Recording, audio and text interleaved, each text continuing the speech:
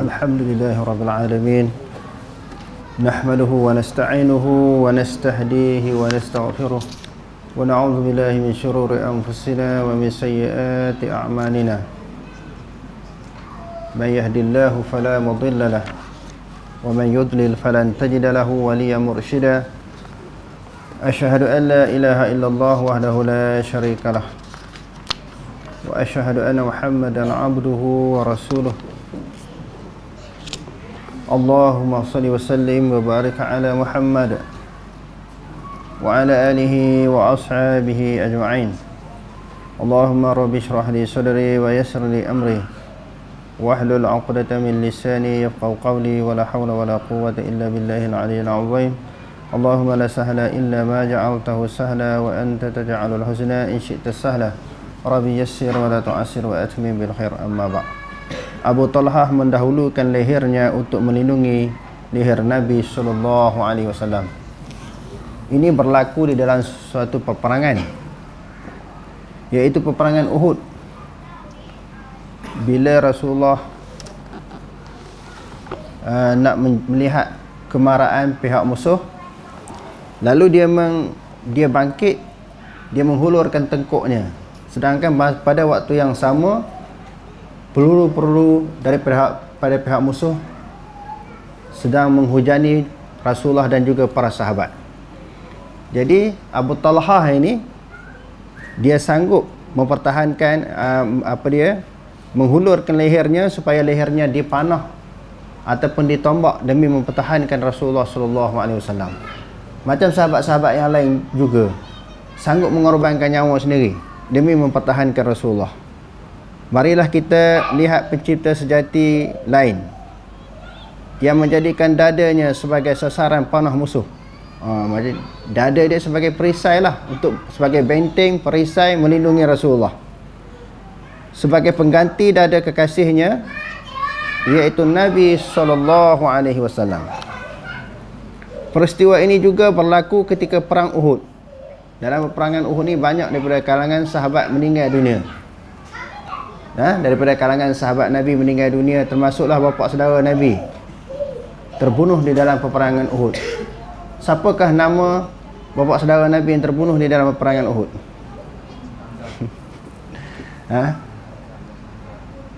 Siapa jawab dulu tadi?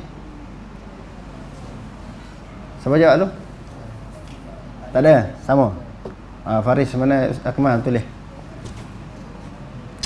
Okey, beliau berkata ketika perang Uhud, tentera muslimin lari meninggalkan Nabi, sedangkan Abu Talhah tetap bertahan dekat dengan Nabi. Maknanya pilihan yang pertama daripada musuh dia cari siapa? Dalam kalangan ramai-ramai mujahidin Islam, daripada kalangan ramai-ramai sahabat itu, memang pihak musuh dia nak bunuh semua, tapi menjadi sasaran utama, pilihan utama, hasrat pertama untuk dibunuh siapa dia? Rasulullah sallallahu alaihi wasallam. Jadi kalau matinya Rasulullah, orang lain pun tak semangat nak berperang. Betul tak? Kalau ketua mati, jadi tentera-tentera yang lain, pengikut-pengikut yang lain, sahabat-sahabat yang lain, maka akan patah semangat. Jadi sebab tu sasaran mereka yang utama, mereka cari Rasulullah. Jadi Rasulullah ni, sahabat-sahabat beliau tidak bimbang khawatir akan nyawa diri sendiri ataupun keselamatan diri sendiri. Di dalam medan perang, apa yang mereka khawatir, paling bimbang, paling takut nyawa Rasulullah, bukan nyawa diri sendiri. Sampai lagu tu punya sayang kepada Rasulullah ni. Sebab mereka faham, yakin bila mereka meninggal dunia, ramai lagi pejuang-pejuang Islam yang akan bangkit, yang lahir hasil daripada kematian dan kewafatan mereka. Mati seorang syahid, Allah Ta'ala tambah lagi dengan jumlah yang ramai. Tapi kalau Nabi macam mana? Nabi adalah merupakan pilihan Allah, Rasul pilihan Allah. Dia bukan boleh ditabarkan, dilantik oleh manusia. Jadi sahabat ni susah hati. Islam masa tu tak sempurna lagi, tak lengkap lagi. Masa tu Islam diburu, dikepung, dikejar oleh pihak musuh. Jadi susah hati sangat sahabat ni. Sebab tu dia bimbang kalau Rasulullah ditimpa musibah malapetaka di dalam peperangan. Peristiwa ini juga berlaku ketika perang Uhud, Imam Bukhari dan Muslim meriwayatkan daripada Anas bin Malik. Beliau berkata, ketika perang Uhud, tentera muslimin lari meninggalkan Nabi. Yang duduk di mana? Duduk di posisi mana yang tinggalkan Nabi? Yang kita cerita semalam tu? Yang duduk atas bukit tu kan? Tapi bukan semua, sebahagian. Jadi dalam peristiwa ini, isu ataupun kes ini, musuh-musuh Islam, khususnya daripada puak Syiah, mereka menyenaraikan berapa orang daripada kalangan sahabat yang tinggalkan Rasulullah, dan siapakah nama-nama sahabat tersebut. Mereka sebut ni puak-puak ni biadab, kurang ajar dengan Rasulullah. Dia ambil peluang untuk mengkritik, menghina dan mencaci para sahabat. Jadi peringkat permulaannya begitulah. Memang sahabat-sahabat ini ada melakukan kesilapan dan kesalahan. Tetapi setelah ditegur melalui beberapa ayat Al-Quran dan dinasihati oleh Rasulullah SAW, mereka jadi orang yang baik. Kita dah baca beberapa ayat di dalam surah Furqan. Balik ni sebelum tidur. Sebelum tidur kan, baca satu surah Furqan berserta dengan terjemahan dia. Di mana di dalam surah Furqan ini menceritakan bagaimana sifat orang yang beriman kepada Allah Subhanahu wa taala, bila dia melakukan kesalahan segera ataupun pantas bertaubat kepada Allah. Inilah suasana kedudukan yang berlaku kepada para sahabat. Bukan kata bila sahabat Nabi ni tak pernah buat salah langsung, tak pernah silap langsung. Kerana mereka ini lain daripada jahiliyah. Maknanya daripada kafir lah kita kata. Berbagai-bagai keadaan, suasana ketika mereka berada di dalam kekufuran, mereka sesatnya, akhlak tak adanya, tak ada sopan santun, kasarnya, itu biasa orang Arab, apatah lagi orang Arab jahiliyah. Sebab itu Nabi SAW diutuskan, bu'istu liutammima makarimal akhlak, wa fi riwayatin bu'istu liutammima husnul khuluq, husnal khuluq. Aku diutuskan oleh Allah Subhanahu wa taala untuk memperbaiki, memperbetulkan akhlak-akhlak manusia, perangai-perangai manusia, budi pekerti manusia. Setelah masuk Islam, diasuh, dididik, ditarbiah sampai jadi orang yang baik. Jadi sudah tentu ada beberapa kelemahan, kesilapan yang terlanjur dilakukan oleh para sahabat setelah mereka masuk Islam. Dan ada kalanya kadang-kadang tindakan mereka, perbuatan mereka menyakiti Nabi SAW. Tapi bukan maksud mereka, bukan niat mereka, bukan tujuan mereka melakukan sesuatu tindakan untuk menyakiti Nabi. Itu satu kesilapan. Jadi apa yang saya nak cerita di sini berdasarkan kepada peristiwa ini, puak-puak Syiah kata tengok para sahabat ni biadab, tak setia dengan Rasulullah, sanggup meninggalkan Rasulullah di dalam keadaan yang sangat genting begitu, sanggup lari. Orang yang macam ni kah kita nak menghormati? Syiah masuk jarum. Sebab tu kita orang Islam sangat penting kita belajar hadis. Bila kita belajar hadis ni, di dalam disiplin ilmu kita segala maklumat perlu kepada penapisan. Begitu juga selain daripada hadis, maknanya buku-buku sirah yang menceritakan sirah Nabi dan juga sirah para sahabat perlu ditapis. Sebab di sana musuh-musuh Islam sentiasa menulis, mengarang, memesongkan fakta-fakta di dalam agama Islam berkaitan dengan hadis Nabi dan juga sirah-sirah Nabi dan para sahabat. Dia kata di sini, beliau berkata ketika perang Uhud, tentera muslim lari meninggalkan Nabi SAW, sedangkan Abu Talhah tetap bertahan dekat dengan Nabi SAW untuk melindungi baginda dengan perisainya. Perisainya tubuh badan dia sendirilah yang menjadi perisai.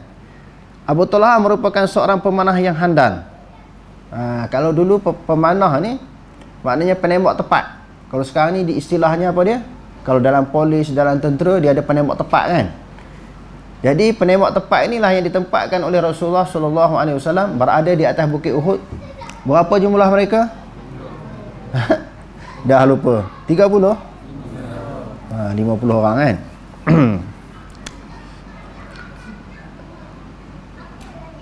Pada hari itu dia telah mematahkan 2 ataupun 3 busur. Bersamanya ada seorang lelaki yang membawa kantung. Kantung ni bekas lah, bekas anak panah. Satu kantung, satu bekas yang diisi anak panah. Abu Talhah pun berkata, berikan anak panah. kepada Abu Talha. Kemudian Nabi SAW mendongakkan kepala untuk melihat keberadaan musuh. Dalam suasana peperangan, kena intai-intai, kena jenguk-jenguk, kena tengok-tengok di mana arah musuh datang, supaya kita nak mengelak ke, nak berlindung ke, nak lari ke, ataupun kita nak buat serangan balas, kena tahu dia datang daripada penjuru mana, arah mana. Lalu ketika Nabi duk ngintai tu, musuh pada masa itu sedang bersedia. Abu Talha berkata, ibu bapaku menjadi tebusan bagimu, yakni aku sanggup menjadikan ibu ayahku sebagai tebusan demimu. Di antara orang, individu yang kita paling sayang, hormati, siapa dia? Ibu bapa kita. Tapi sanggup menjadikan ibu bapa sebagai pengganti, sanggup menjadikan ibu bapa sebagai tebusan. Macam seseorang itu ditawan, ditangkap, sebagai tebusan ni kadang-kadang orang guna duit kan, duit sebagai tebusan. Antara duit dengan ibu bapa, siapa yang mana antara dua ni paling bernilai, paling disayangi? Ibu bapa kan. Jadi untuk melepaskan sesuatu musibah yang menimpa seseorang, dia sanggup menjadikan ibu bapa dia sebagai tebusan. Sebenarnya di dalam bahasa Arab ataupun kebiasaan orang Arab bercakap begitu kerana nak menceritakan sesuatu benda yang besar.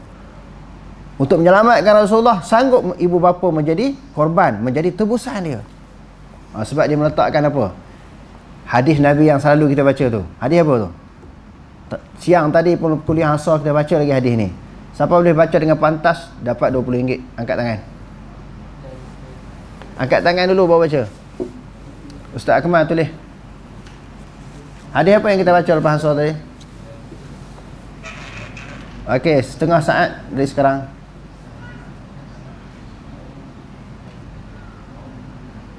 Apa? Kalau tak betul, bayar balik RM20. Baca mesti betul. Tak ada silap.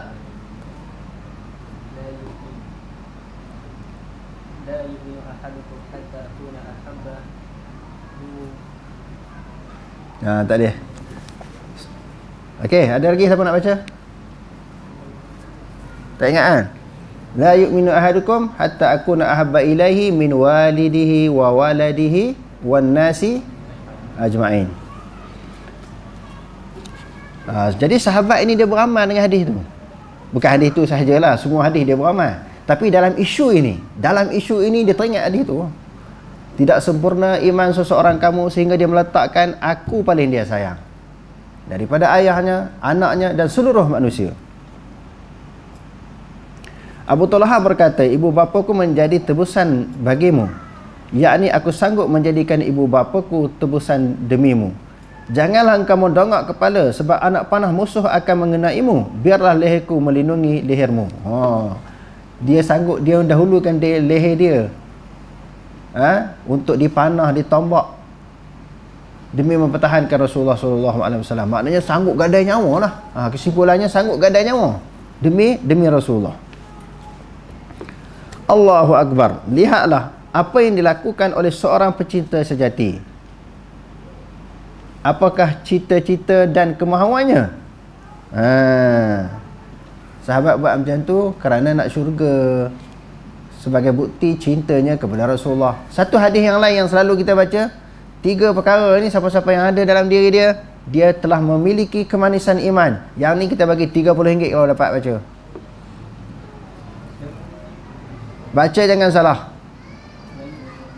Cukup Arab lah. Melayu. Apa guna belajar bahasa Arab? Okey, siapa nak baca? Tak ingat juga, okey? Soalan ni besok pula.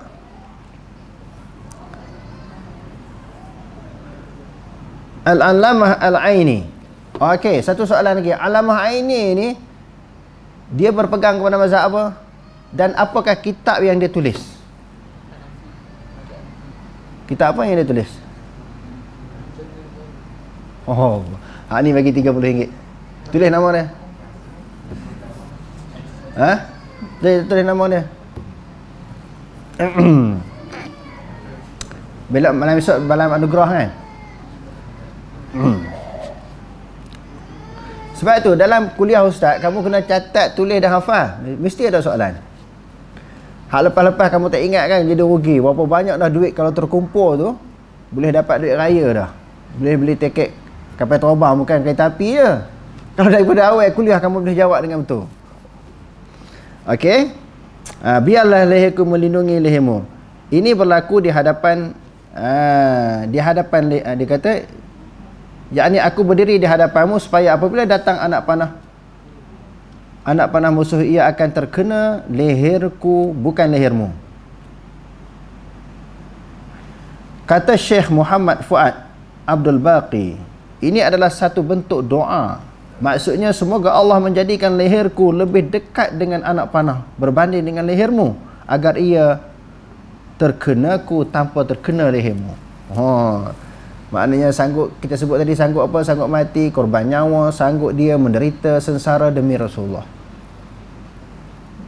Jadi dengan kita tengok kecintaan sahabat kepada Rasulullah, dengan semangat sahabat mempertahankan Rasulullah, kita ni berapa peratus nak dibandingkan dengan semangat sahabat yang ada dalam hati kita, membuktikan kita sayang kepada Rasulullah. Berapa peratus kecintaan kita kepada Rasulullah dan apa bukti? Ini masing-masing tanya diri sendirilah. Apa bukti kita cinta kepada Rasulullah? Sebab kita dah baca banyak lah individu-individu yang ramai daripada kalangan sahabat yang membuktikan kecintaan mereka kepada Rasulullah sehingga sampai satu tahap yang sangat besar, iaitu mengorbankan nyawa sendiri demi mempertahankan Rasulullah. Wallahu alam, aqulu qawli hadza wa astaghfirullahal azim li wa lakum. Wassalamu alaikum warahmatullahi taala wabarakatuh.